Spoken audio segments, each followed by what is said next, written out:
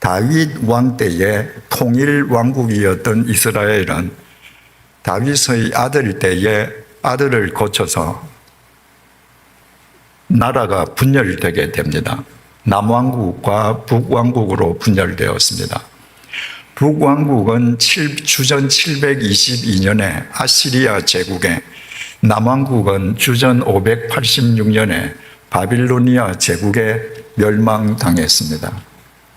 그때 많은 유대인들이 정복자인 아시리아 제국이나 바빌로니아 제국의 포로로 끌려갔는가 하면 그 화를 피하기 위해서 또 다른 유대인들은 지중해 세계 각처로 흩어졌습니다. 소위 디아스포라 유대인들입니다.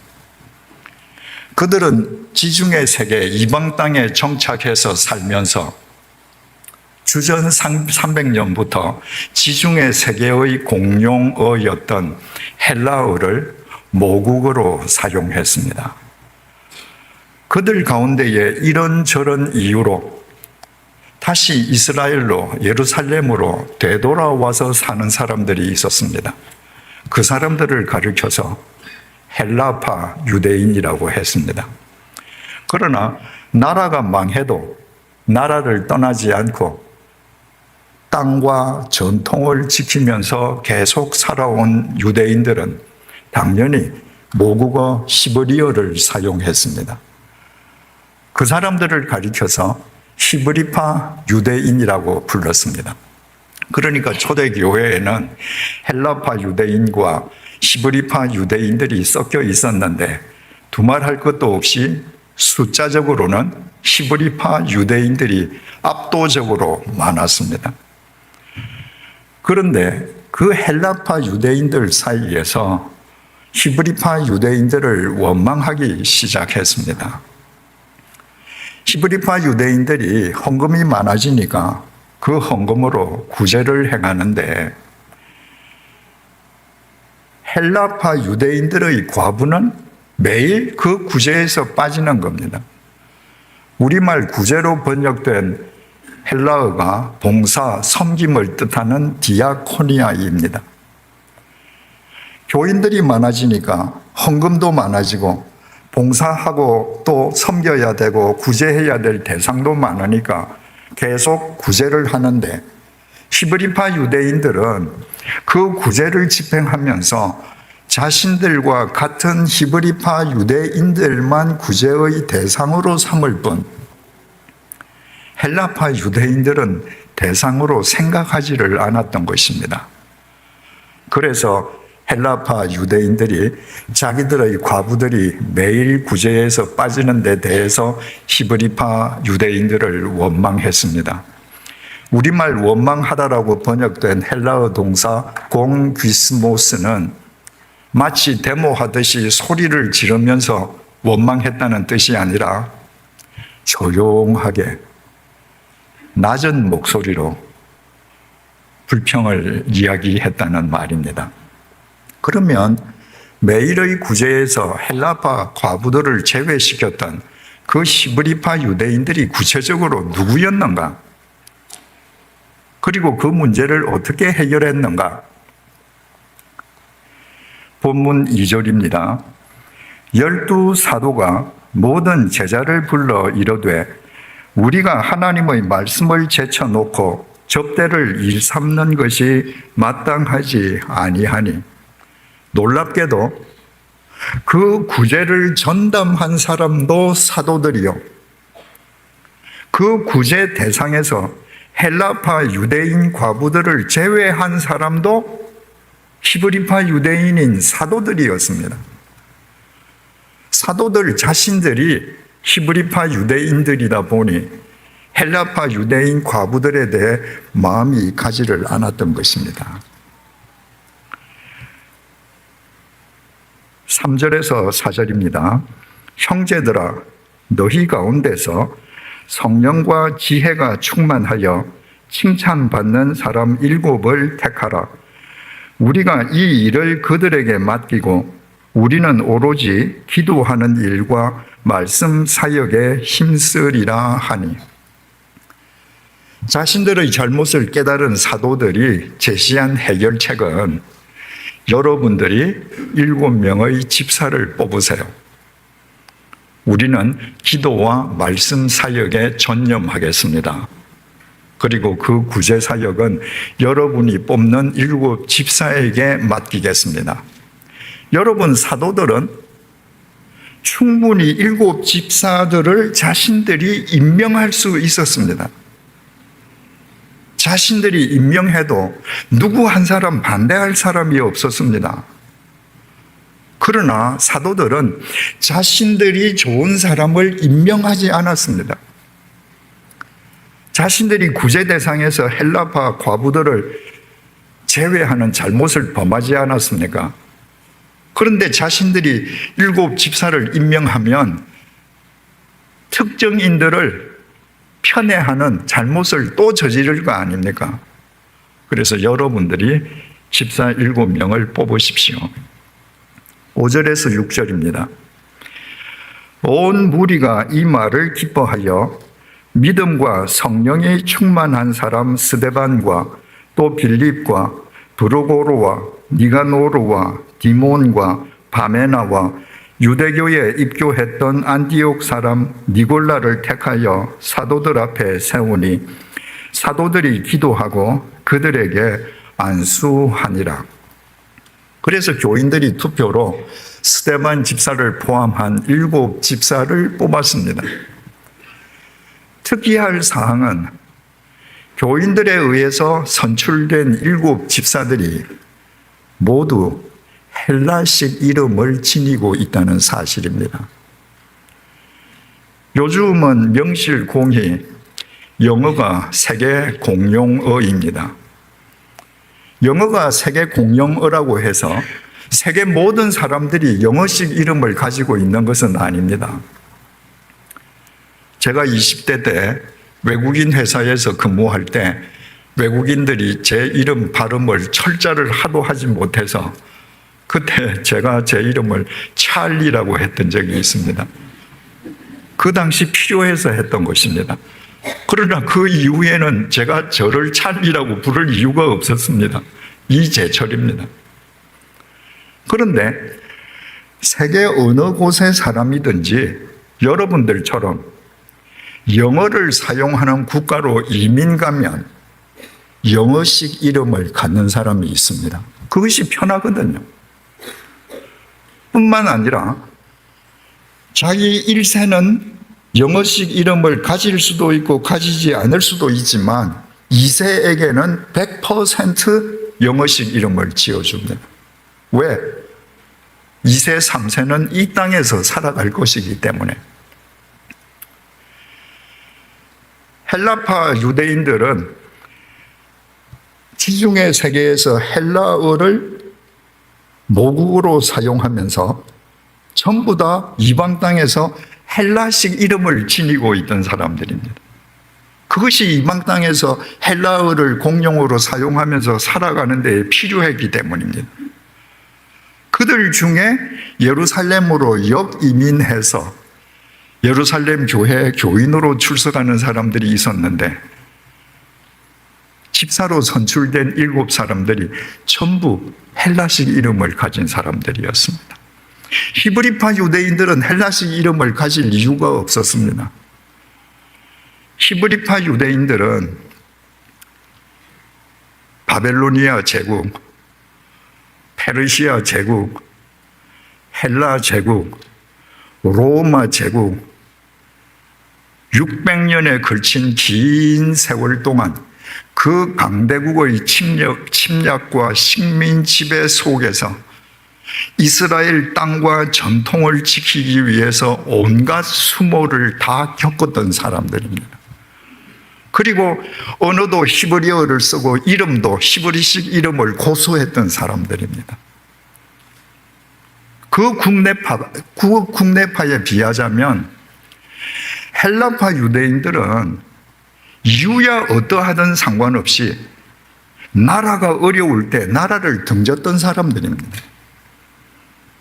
국내파가 이스라엘 땅에서 가진 수모를 당하고 있을 때 헬라파 유대인들은 지중해 세계에서 그 수모를 겪지 않았습니다. 이런 역사적인 배경을 볼 때 국내파인 히브리파 유대인이 집사 7명을 뽑는데 헬라파 유대인 7명을 전원 밀어준다. 현실적으로는 불가능한 일입니다. 인간 세상, 인간 조직에서는 불가능한 일입니다. 그런데 초대 교회에서는 그런 일이 일어났습니다. 왜냐하면 히브리파 유대인들이 집사를 뽑게 된 동기가 무엇입니까? 히브리파 유대인들이 구제를 주관하면서 자기들과 같은 히브리파 유대인들만 구제의 대상으로 삼고 헬라파는 제외시키지 않았습니까? 자기네들이 인간관계에서 편협한 사람이라는 것을 깨달았습니다.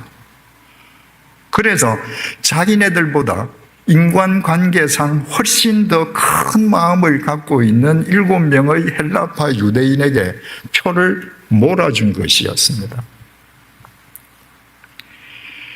7절, 하나님의 말씀이 점점 왕성하여 예루살렘에 있는 제자의 수가 더 심히 많아지고 허다한 제사장의 무리도 이 도에 복종하니라. 헬라파 유대인 7명이 집사가 되어서 재정을 담당하고 구제를 행한다고 하는 것은 초대교회 전면에 헬라파 유대인이 포진되었다는 말입니다. 바꾸어 말하면 초대교회의 중심이 히브리파 유대인에서 헬라파 유대인으로 넘어갔다는 거예요. 배타적인 히브리파 유대인이 교회 전면에 서 있을 때는 상상할 수도 없었던 일들이 이방 세계 속에서 이방인과 더불어 살던 헬라파 유대인이 교회 전면에 포진하기 시작하면서 상상할 수 없는 일들이 일어나기 시작했습니다. 교인들의 숫자가 더 늘어났습니다. 그것뿐만이 아닙니다. 허다한 제사장의 무리도 이 도에 복종했습니다. 여러분, 유대교 제사장은 예수 믿는 유대인들을 다 배교자로 보지 않습니까? 유대교 제사장이 복음에 복종해서 그리스도인이 된다. 이건 상상할 수 없는 일입니다. 히브리파 유대인이 교회 전면에 포진하고 있을 때는 있을 수 없는 일이었습니다. 유대교 성직자이자 신학자인 예레미야스에 의하면 2000년 전 이 당시에 예루살렘에만 제사장이 8,000명 있었다고 합니다. 그 8,000명 중에서 한두 명이 아니고 허다한 무리가 유대교 제사장들이 집단적으로 기독교로 귀의했습니다. 어떻게 가능했을까요? 헬라파 유대인들이 그들을 포용했기 때문입니다. 이것만이 아닙니다. 이 이후부터 우리가 아는 놀라운 사도행전의 역사가 일어납니다. 사도행전 7장에 넘어가면 그 유명한 스데반 집사의 설교가 나옵니다. 이스라엘 백성들은 하나님과 예루살렘 성전을 동일시했습니다. 왜? 하나님은 예루살렘 성전에만 계시거든요. 그런데 스데반 집사가 이렇게 설교를 했습니다. 여러분, 하나님은 예루살렘 성전에 갇혀 계시지 않습니다. 우리 조상들이 메소포타미아에 있을 때 하나님은 거기 계셨습니다. 우리 조상들이 이집트에서 노예살이할 때 하나님 거기 계셨습니다. 하나님은 무소부재하십니다. 하나님은 예루살렘 성전에만 계신다고 생각하는 유대인에게 스데반이 어떻게 그런 설교를 할 수 있었을까요? 스데반이 이방 땅에서 하나님을 섬기던 헬라파 유대인이기 때문입니다. 자기가 이방 땅에 있을 때 그곳에 하나님께서 자신과 함께 하셨거든요. 사도행전 8장으로 넘어가면 7 집사 중에 한 명인 헬라파 유대인 빌립 집사의 활약이 나옵니다. 사마리아는 본래 북왕국의 수도였습니다. 북왕국이 아시리아 제국에 멸망당했을 때 아시리아 제국이 혼혈 정책을 썼습니다. 많은 아시리아 사람을 사마리아로 이주케 해서 사마리아 사람들과 피를 섞게 했습니다. 그것 때문에 정통파 히브리파 유대인들은 사마리아 사람을 인간으로 보지 않았습니다. 이방인의 피가 섞여 있다고 해서 짐승으로 여겼습니다. 아니, 짐승보다 더 못한 존재로 여겼습니다. 그러니까 예수님께서 예루살렘과 사마리아와 땅끝까지 이르러 내 증인이 되라고 분명히 명령하셨음에도 사도들 중에 누구 한 명도 사마리아에 갈 생각을 하는 사람이 없었습니다. 그런데 빌립 집사가 갔습니다. 왜? 빌립 집사는 이방 땅에서 이방인과 더불어 살던 것이 조금도 이상하지 않는 사람이었거든요. 그래서 사마리아 땅에 복음이 전해졌습니다. 이디오피아의 내시가 세례를 받은 최초의 이방인입니다. 그 이방인에게 세례를 준 사람도 빌립 집사입니다. 사도들 그런 생각 못했습니다. 그러나 빌립 집사는 이방 땅에서 이방인들과 살았기 때문에 이디오피아의 내시냐 유대인이냐 하나도 중요하지 않았습니다. 그 사람이 사람이라는 사실이 중요했습니다. 그래서 세례를 줬습니다. 최초의 세례교인, 최초의 이방인 세례교인은 사도들이 세례를 준 것이 아닙니다. 헬라파 유대인 빌립 집사에 의해서 세례교인이 되었습니다. 사도행전 9장으로 넘어가면 헬라파 유대인 거두 바울이 등장합니다. 방금도 말씀드렸지만 땅끝까지 이르러 내 증인이 되라는 명령을 주님께로부터 직접 받은 사도들은 이스라엘 경계를 넘어갈 생각을 못했습니다. 그들은 이스라엘 땅 안에만 머물러 있었습니다. 그때 이스라엘 경계를 넘어서 지중해 세계로 복음을 들고 나간 사람은 헬라파 유대인 바울과 바나바였습니다. 그리고 사도행전 13장부터는 사도행전은 헬라파 유대인 바울의 동무대가 됩니다. 그러니까 간단하게 설명하자면 사도행전은 히브리파 유대인에 의해서 시작되었다가 헬라파 유대인에 의해서 완결됩니다. 여러분, 왜 사도행전의 추가, 왜 초대교회의 중심이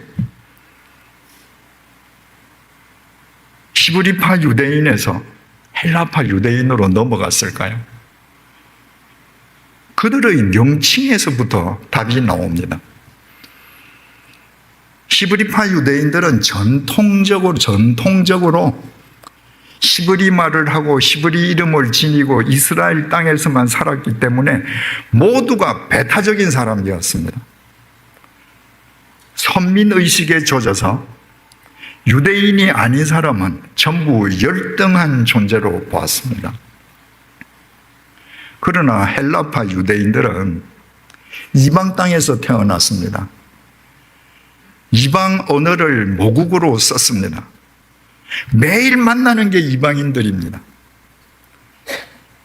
이방인들과 일상의 삶을 사는 것이 그들의 삶 자체였습니다. 그들은 이방인과 사는 것이 조금도 이상하지 않았습니다.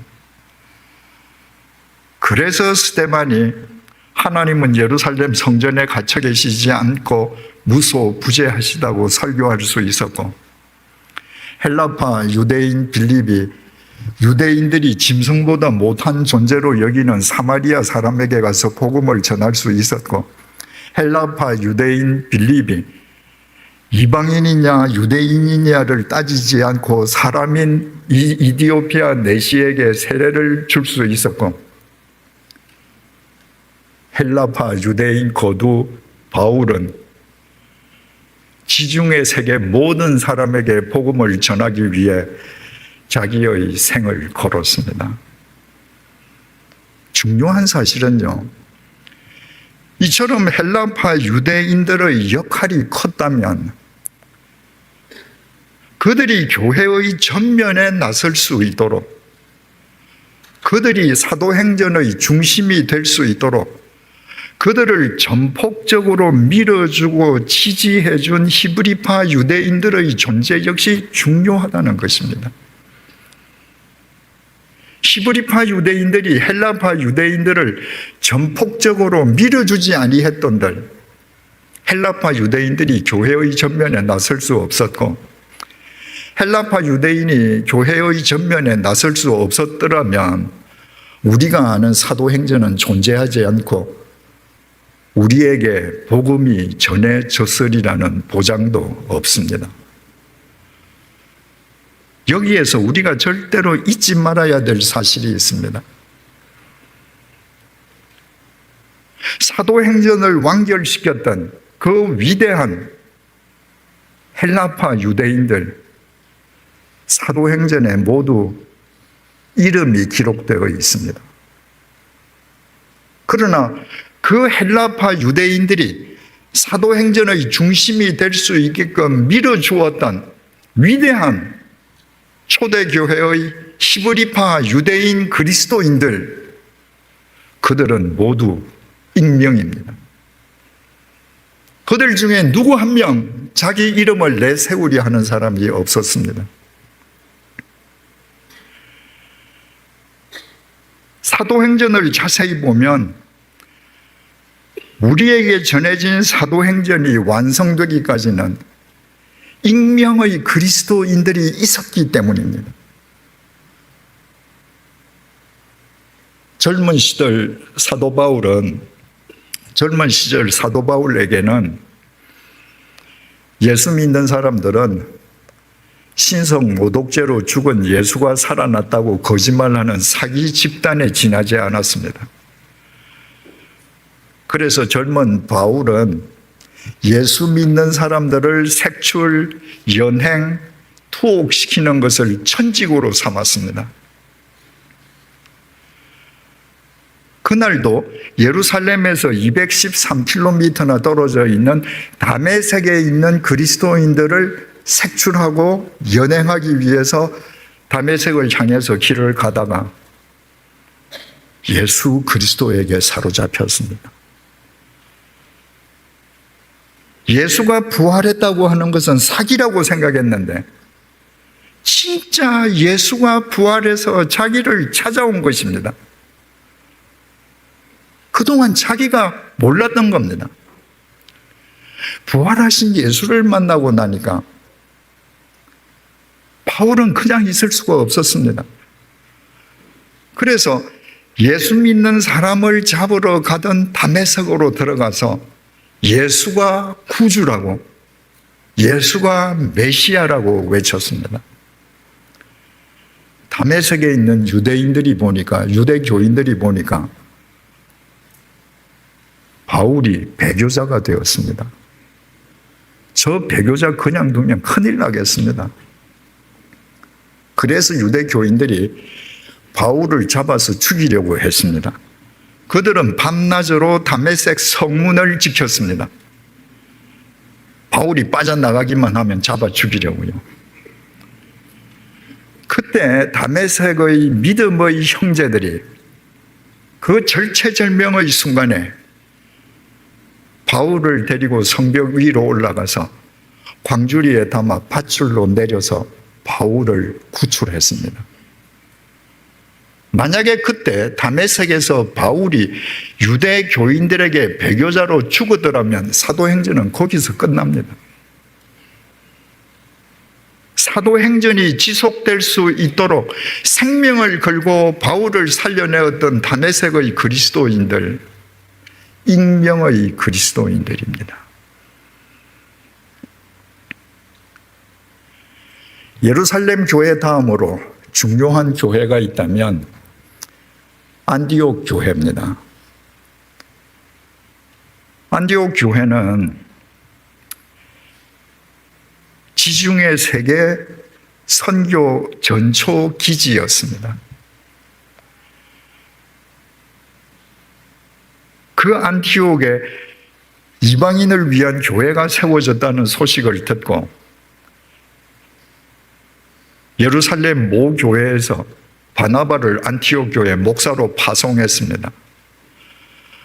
그런데 계속 교인들이 몰려오니까 바나바 자기 능력으로는 역부족입니다. 그래서 바나바가 고향 다소에 칩거 중이던 바울을 찾아가서 바울을 데리고 와서 공동 목회를 했습니다.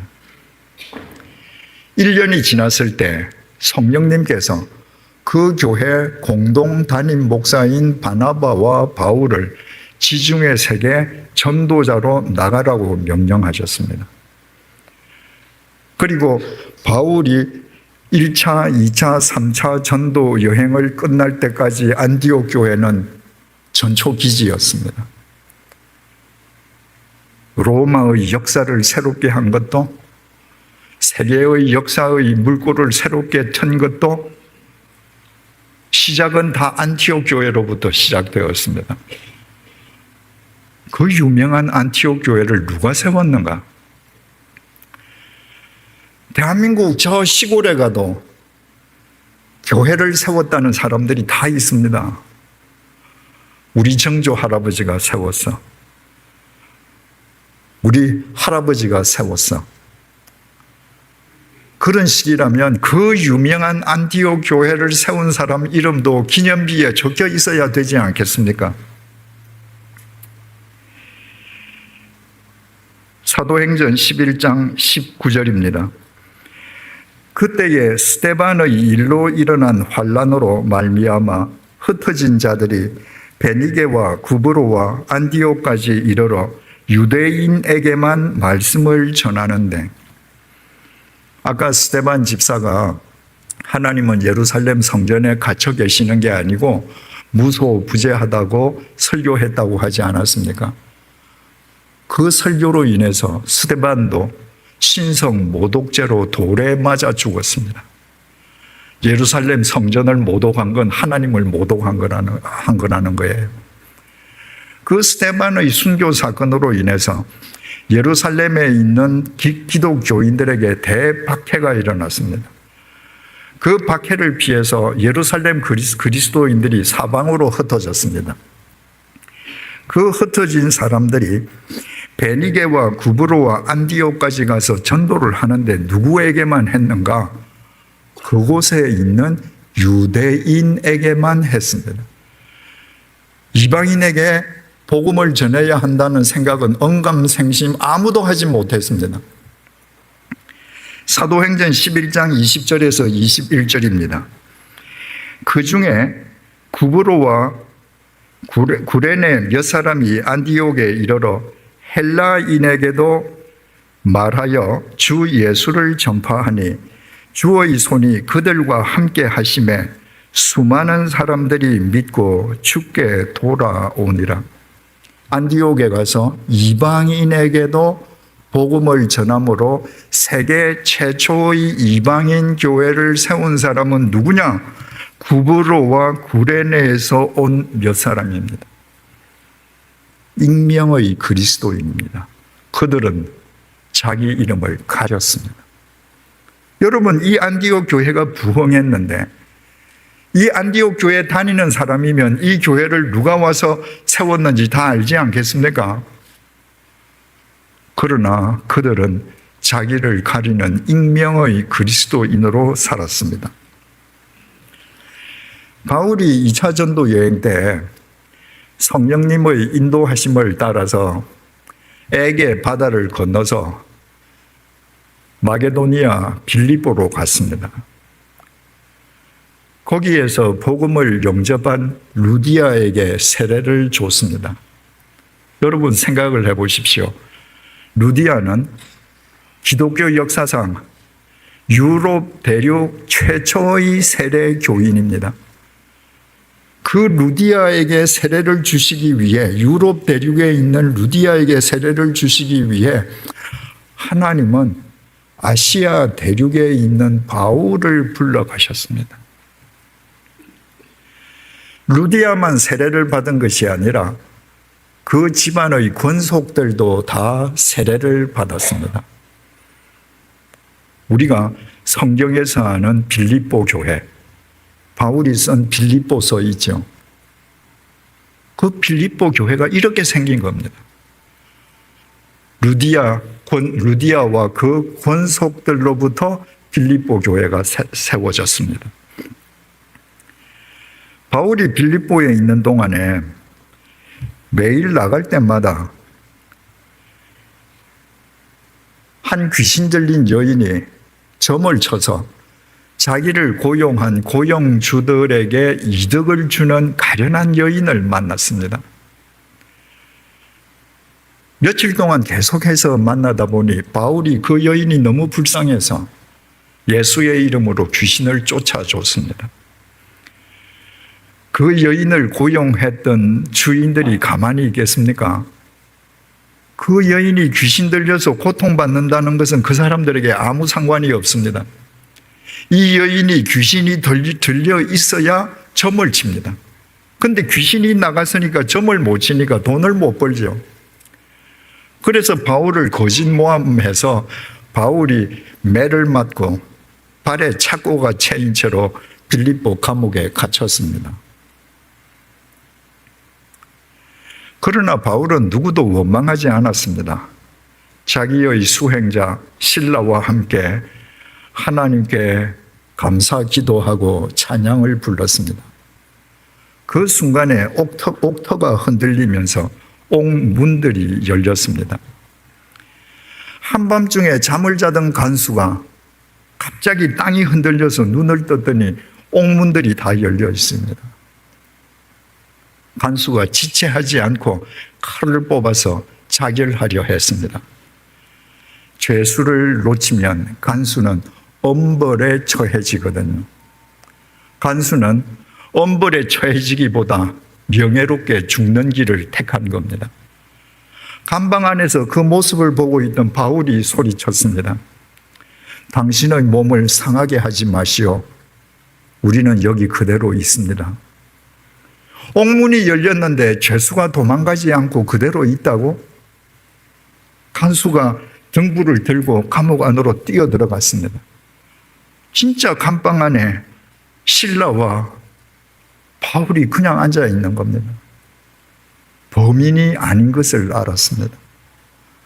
바울이 그 간수가 바울의 권위에 압도당해서 무릎을 꿇고 엎드렸습니다.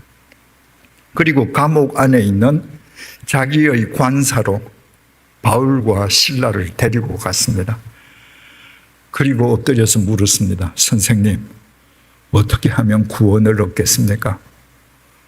주 예수를 믿어라. 그러면 너와 네 집이 구원을 얻는다. 간수가 세례를 받았습니다. 그 집 식구들도 다 세례를 받았습니다. 간수와 그 집 식구들이 세례를 받았다는 것은 그들도 루디아와 함께 빌립보 교회의 구성원이 되었다는 말입니다. 어제도 말씀드렸습니다마는 바울 당시에 교인들의 주머니 돈을 노리고 다니는 거짓 성경교사들, 거짓 선지자들이 많았습니다. 바울은 당연하게 하나님의 말씀을 가르치고 교인의 헌금으로 생활할 수 있었지만 교인의 헌금으로 생활할 때 너도 저런 가짜 교사들하고 똑같구나. 너도 결국은 우리 돈을 노리는구나. 교인들을 오해케 하지 않기 위해서 바울은 텐트를 만들면서 자비량으로 선교하지 않았습니까? 그런데 바울이 유일하게 기쁘게 헌금을 받은 교회 헌금이 빌립보 교회입니다. 빌립보 교회는 바울의 든든한 후원자였고 바울이 기뻐했던 교회입니다. 그런데 바울을 그렇게 후원하고 바울이 그렇게 기뻐했던 빌립보 교회의 주요 구성원인 빌립보 감옥의 간수와 그 가족들 모두 익명의 그리스도인들입니다. 바울이 데살로니가로 갔습니다. 데살로니가의 귀부인들, 이방인들, 헬라인들 복음을 받아들입니다. 데살로니가에 있는 유대 교인들이 그걸 그냥 보고 있을 리가 없습니다. 시장에 있는 깡패를 동원했습니다. 바울에게 치명상을 입혀서 다시는 예수를 전하게 하지 못하게 하려고 했습니다. 그 사실을 알자 데살로니가의 믿음의 형제들이 바울을 베레아로 피신시켰습니다. 밤에. 데살로니가에서 베레아는 80km 떨어져 있습니다. 사흘길입니다. 그 위급한 순간에 바울을 베레아로 피신시킨 데살로니가의 그리스도인들, 익명의 그리스도인들입니다. 내가 바울을 살렸다. 바울이 깡패들에게 맞아 죽을 뻔할 때 내가 바울을 구해서 자랑하는 사람 한 사람도 없었습니다. 바울이 베레아에서 복음을 전하는데 베레아에서도 수많은 사람들이 복음을 영접했습니다. 그런데 데살로니가에서 깡패를 동원해서 바울에게 위해를 가하려고 했던 유대교인들이 소문을 들었습니다. 데살로니가에서 도망간 바울이 베레아에서 또 복음을 전한다는 소문을 들은 거예요. 그들이 80km를 걸어서 베레아를 덮쳤습니다. 그들이 얼마나 험악한 기세로 베레아를 덮쳤던지 베레아의 믿음의 형제들이 급히 바울을 데리고 항구로 갔습니다. 그리고 그 배가 어디로 가는지도 모르고 지금 막 출항하려는 배에 바울을 데리고 탔습니다. 타고 보니까 아테네로 가는 배입니다. 베레아에서 아테네는 320km나 떨어져 있습니다. 베레아의 형제들이 그 320km를 바울과 같이 배를 타고 가서 아테네에서 바울을 내려줬습니다. 그들이 베레아로 돌아가기 위해서 다시 320km를 또 배를 타고 올라갔습니다. 왕복 640km입니다. 자기의 공로를 자랑할 만하지 않습니까? 그 베레아의 형제들 모두 익명의 그리스도인들입니다. 바울이 3차 전도 여행을 끝내고 예루살렘에 올라갔을 때에 유대인들의 모함으로 로마 군에게 체포되어서 예루살렘에 있는 로마 군 영내 감옥에 갇혔을 때입니다. 어제 말씀드렸듯이 예루살렘에는 바울을 죽이기 전에는 먹지도 마시지도 않겠다고 맹세한 암살 단원이 40명이나 있었습니다. 그 40명이 대제사장 무리와 짜고 공모를 합니다. 대제사장 무리가 로마군 천부장에게 당신 감옥에 있는 바울을 우리 유대인 공회에 좀 보내주세요. 우리가 좀 재판할 일이 있습니다.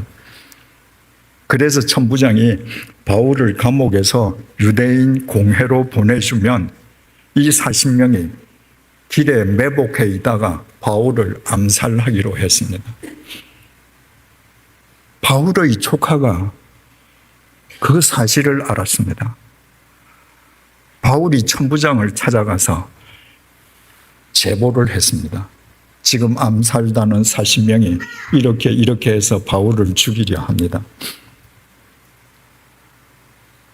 만약에 바울이 그 예루살렘에서 암살당했더라도 사도행전은 완성되지 못합니다. 바울을 40명의 암살 단원으로부터 구출해내었던 바울의 조카 역시 익명의 그리스도인입니다. 조카라는 것 이외에 이름을 알지 못합니다. 이처럼 사도행전이 우리가 아는 사도행전으로 완성되기까지에는 이름이 밝혀진 사람들보다 익명의 그리스도인들이 훨씬 더 많았습니다. 초대교회의 모태인 사도행전 1장 마가 다락방의 기도 모임을 보더라도 마찬가지입니다. 그 자리에는 120명이 있었다고 기록되어 있습니다. 사도행전 1장에. 120명 중에서 우리가 이름을 알 수 있는 사람은 예수님의 제자 12명, 예수님의 어머니 마리아, 예수님의 동생 4명, 그 집 주인 여자 마리아, 그 아들 마가 19명밖에 없습니다. 나머지 100명 모두 익명입니다. 초대교회가 분란이나 분열 없이 2000년이 지난 오늘날까지 교회의 본으로 우뚝 서 있는 것은 그곳에는 자기를 드러내려는 사람이 아니라 자기를 가리는 진짜 예수쟁이, 익명의 그리스도인들로 가득 차 있었기 때문입니다. 어떤 교회가 진짜 교회입니까? 익명의 그리스도인들이 많은 교회입니다. 어떤 교회가 참된 교회입니까? 익명의 그리스도인들이 많은 교회입니다. 물질 문명이 이 세상을 압도하는 이 시대에 어떤 교회가 교회 본연의 사명을 다할 수 있습니까? 익명의 그리스도인이 많은 교회입니다. 짝퉁 교회 천지인 이 시대에 어떤 교회가 진짜 교회일 수 있습니까? 익명의 그리스도인이 많은 교회입니다. 그러면 우리는 여기에서 누구도 의심할 수 없는 확연하고 확고한 해답을 얻을 수 있습니다.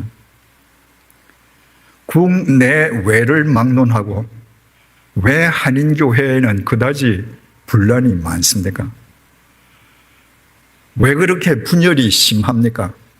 찢어진 교회가 왜 또 찢어지고 또 찢어집니까? 익명의 그리스도인들이 아니라 자기를 드러내려는 사람들로 가득 차 있기 때문입니다. 저는 미국 여러 지역의 장로연합회로부터 집회를 요청하는 공문을 받았습니다. 지역은 다 다른데 그 지역의 장로연합회 회장이 보내는 공문은 거의가 다 공식 편지지를 썼는데 공통점이 있었습니다. 그 공식 편지지 왼쪽에 세로로 그 지역 장로연합회의 임원들 명단이 적혀 있었습니다. 예를 들면 이렇습니다. 정경회장 아무개 장로, 직전회장 아무개 장로, 명예회장 아무개 장로, 상임회장 아무개 장로, 부회장 아무개 장로, 부회장 아무개 장로, 부회장이 2명인 거죠.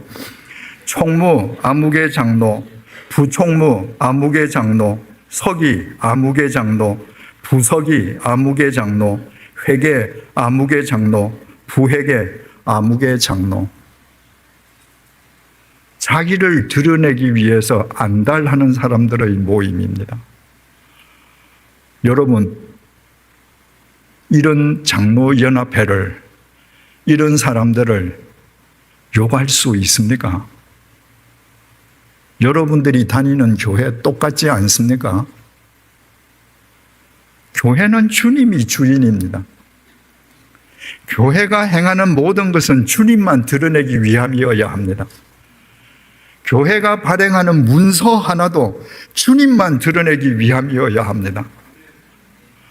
오늘날 한인교회 주보는 어떻습니까? 원로 목사 이름, 담임 목사 이름, 전임 목사들 이름, 전도사들 이름, 원로 장로들 이름, 은퇴 장로들 이름, 시무 장로들 이름, 협동 장로들 이름, 각종 헌금자들 이름, 각종 헌물자들 이름, 지휘자 이름, 오르가니스트 혹은 피아니스트 이름, 합주 단원 이름, 꽃꽂이 봉사자 이름, 떡 제공자 이름, 후원 선교사들 이름, 후원 교회들 이름, 온통 사람 이름으로 도배되어 있습니다. 이런 사람들이 모인 곳이 분란이 일어나지 않는다면 그것이 이상하지 않습니까?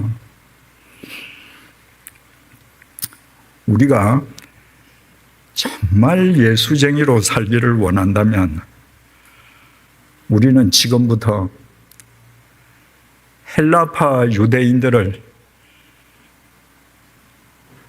교회의 중심이 되게 하고 사도행전의 추가 되게 하고도 자신의 이름을 가렸던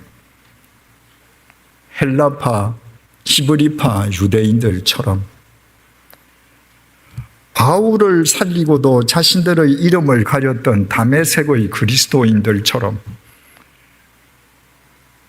세계 역사의 물꼬를 새롭게 한 안티옥 교회를 세우고도 자기의 이름을 가졌던 익명의 그리스도인들처럼 깡패로부터 바울의 생명을 구하고도 자신의 이름을 가졌던 데살로니가의 익명의 그리스도인들처럼 바울을 살리기 위해 바울과 함께 320km를 함께 배를 타고 갔던 베레아의 그리스도인들, 그럼에도 자기들을 가렸던 익명의 그리스도인들처럼 40명의 암살단으로부터 바울을 구해내고도 자기 자랑 한 번도 하지 않고 자기 이름을 가졌던 익명의 그리스도인처럼 우리 이름을 가려야 합니다. 자기 이름을 드러내고 사는 사람들은 자기 이름을 가리고 사는 사람들보다 월등함을 의미하지 않습니다. 바울이나 바나바처럼 자기 이름을 드러내고 사는 사람은 그것이 주님께로부터 받은 소명이요 십자가이기 때문입니다. 자기 이름을 가리고 사는 사람들은 이름을 드러내고 사는 사람들보다 열등한 사람이 아닙니다. 이름을 가리며 사는 사람들 또한 그것이 소명이요 그것이 십자가이기 때문입니다. 그러므로 우리의 중심을 보시는 하나님 앞에서는 양쪽 다 동일하고 똑같은 사람들이고 하나님께서는 똑같이 평가할 것입니다. 사랑하는 교우 여러분, 우리가 우리의 이름을 가리는 익명의 그리스도인으로 살아갈수록 우리 주님의 이름은 더 높이 드러날 것이고 우리가 익명의 그리스도인으로 살아갈수록 우리를 통한 이 시대의 신사도행전은 더 눈부시게 펼쳐질 것입니다.